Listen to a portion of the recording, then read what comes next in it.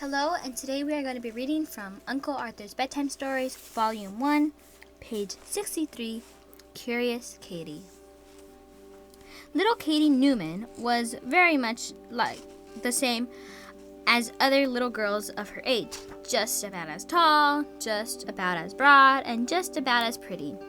But those who knew her best were aware that there was one great big difference. Whereas all little girls about 8 years of age are very, very curious, Katie seemed to be more inquisitive than anyone else. One afternoon during the Christmas holidays, Katie was helping her mother in the kitchen. She always liked to do this when Mother was cooking.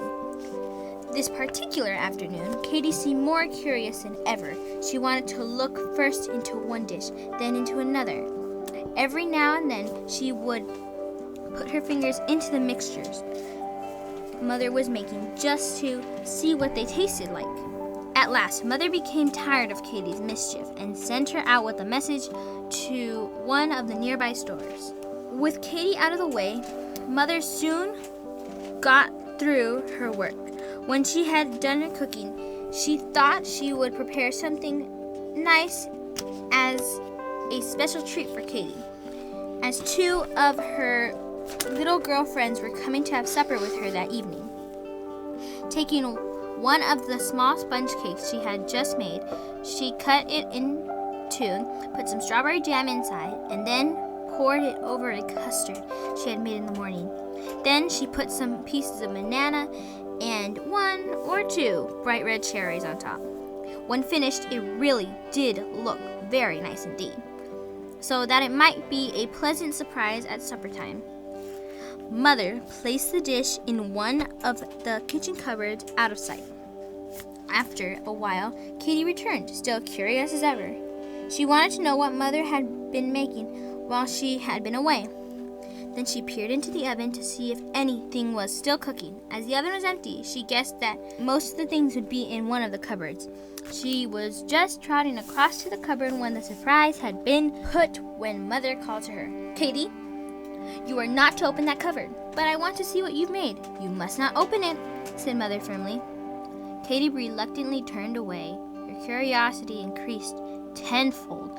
What could be in that cupboard? Surely something especially nice. What was inside? Longing to open the door, she moved slowly toward it again. "Katie!" Katie knew what that meant. Again, she walked away. "But Mama, what is in there?" she asked pleadingly. "Never mind. It is something nice for you and the other girls to have for supper." "But may I look? Just one look, Mama?" "No." Just then, the next-door neighbor called over the garden wall, asking Mother to come and see the baby who had been taken ill. With the last warning to Katie that she was not to touch either the fire or the cupboard, Mother hurried away to help her neighbor. Katie sat on a chair and looked longingly and steadily at the forbidden cupboard. Oh, what could be behind those closed doors? "I wonder if Mama would mind if I just had one peep," she said to herself. But although Mother's last warning was still in her mind, she continued to look at the cupboard and longed for the doors to open. "Just one peep," she kept thinking. "Only one." Presently, she got off her chair and walked toward the cupboard. A tempting voice seemed to whisper in her ear, "Just turn that little piece of wood that keeps the door closed and you will see." The nearer Katie got to the cupboard, the stronger became the temptation. She dragged a chair to the spot, stood on it, and began to turn the latch. How easily it slipped around. Then she put her fingers in the crack and started to pull the door open. The hinges creaked rather noisily, and she looked around sharply to see if Mother was coming, but she could hear no one. When the door was open about 3 inches, Katie looked in.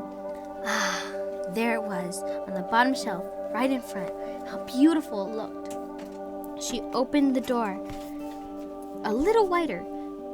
Being rather a heavy one, it slipped out of her fingers and swung wide open.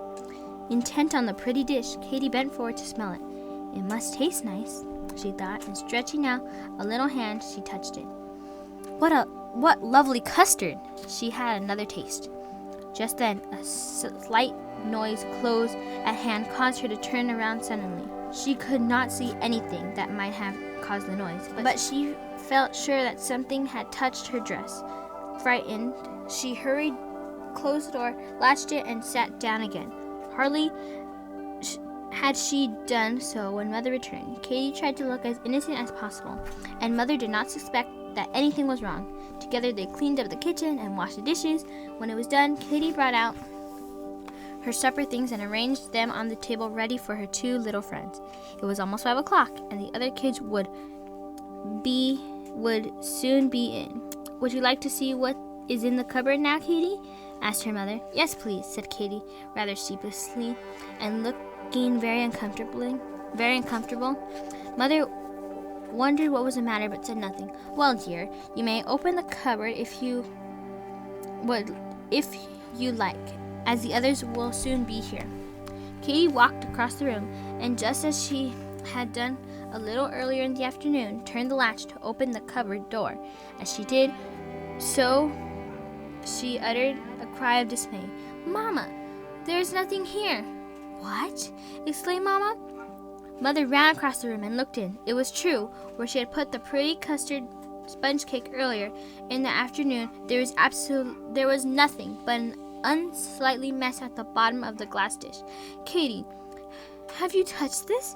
Asked Mother sorrowfully. Katie was crying now.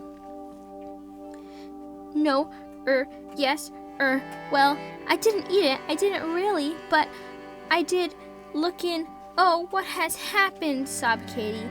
At this moment, Mother noticed a low purring noise coming from the other end of the cupboard, and putting in her hand, she grabbed the cat. Katie, how could you have been so naughty? She asked.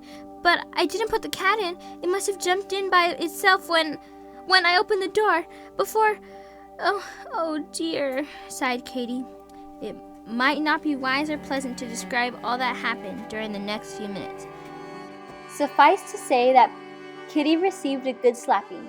Katie's inquisitiveness was reduced to normal, and the three little girls had a plain supper of bread, butter, and jam.